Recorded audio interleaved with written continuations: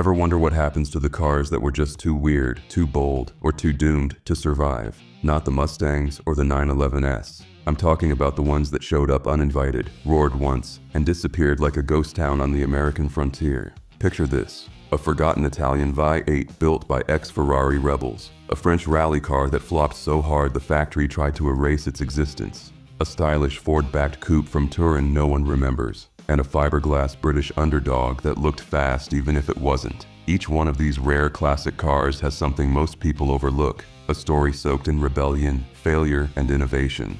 In the Wild West, not every outlaw became a legend. Some vanished before their time, shot down by bad luck, greed, or timing. That same lawless spirit runs through the veins of these forgotten car models. They weren't created by cautious committees or built for mass market comfort. They were Hail Mary shots from defunct car brands, obscure car companies, and bold individuals chasing mechanical greatness. You won't find the ATS 2500 GT, Citroën BX4TC, OSI 20 MTS, or the Trident Venturer headlining classic car auctions. Most collectors wouldn't even recognize them. But look closer. These are rare Italian sports cars from the 1960s, failed F1 road car spin-offs, obscure fiberglass kit cars from the UK, and tragic Group B rally misfits that now live on in the shadows of automotive history. Think of this as a hunt, not for treasure, but for stories buried beneath decades of dust, just like a gold nugget under a forgotten saloon. You won't find them on posters or t-shirts, but their mechanical fingerprints shape the world we drive in today.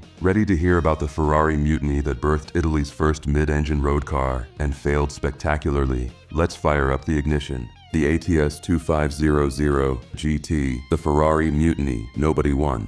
In 1961, Enzo Ferrari fired most of his senior engineering team after tensions exploded inside the factory. But instead of fading away, those exiles fought back. Carlo Chiti and Giotto Bizzarini, two giants in racing design, joined forces with Count Giovanni Volpi, a wealthy rebel with a checkbook and a bone to pick. Together, they launched Automobili Turismo e Sport, or ATS. The dream: build a Formula One car and a road-going supercar simultaneously.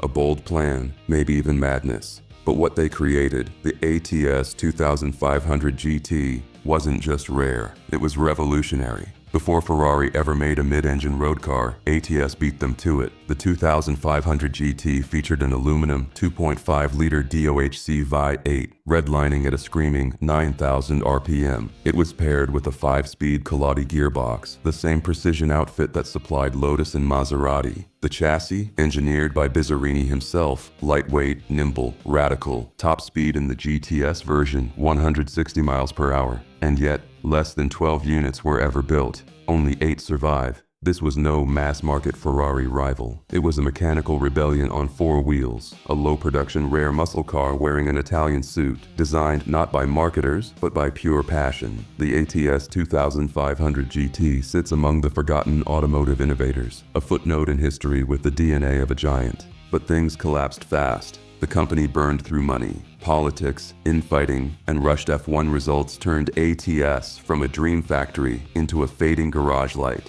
In less than 2 years, it was over. Still, the car lives on. In 2022, a restored ATS 2500 GT with rare V8 specs surfaced at a niche car auction. Bidding nearly reached 7 figures. Why?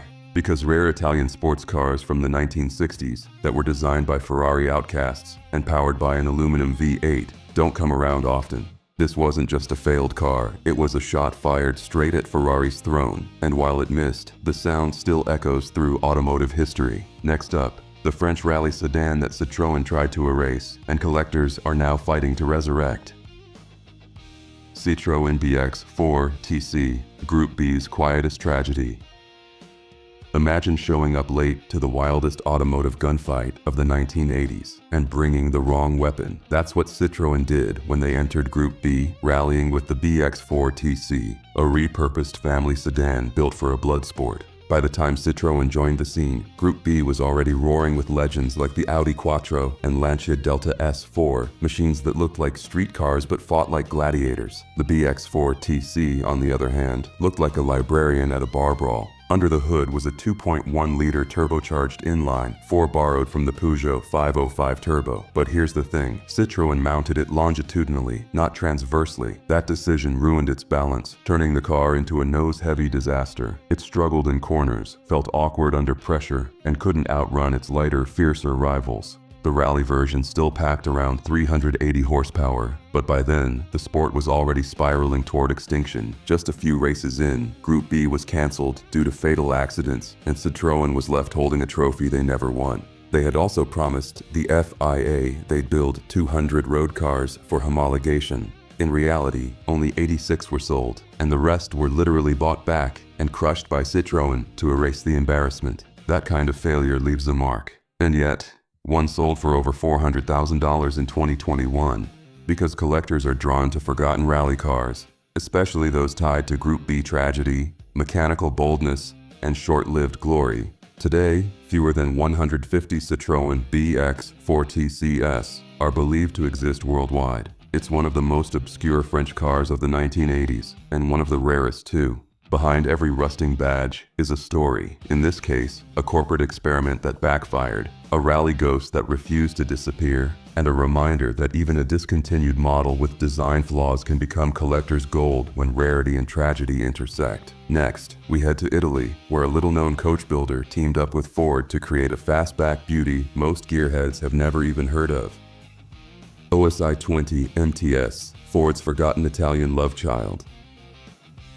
It's the late 1960s. Ford of Germany is itching to make a splash with a Capri-style coupe, but they're not quite ready, so they do something bold. They partner with an Italian coach builder named OSI, a company that's now all but forgotten. Short for Officine Stampaghi Industriali, OSI wasn't just a random factory in Turin. It was founded by Luigi Segre, the former president of Ghia, and it was stacked with design talent. They had one shot to create something beautiful, and what rolled out was the OSI 20 MTS, a sleek, low-slung coupe based on the humble Ford Taunus 20M sedan. But this wasn't just a body kit, OSI went all in. The 20 MTS featured engines from Ford's Cologne 5.6 lineup, both 2.0-liter and 2.3-liter variants, paired with Solex carburetors, McPherson struts, and classic rear leaf springs. The designer? Sergio Sartorelli, the same man behind the Carmen Ghia Type 34.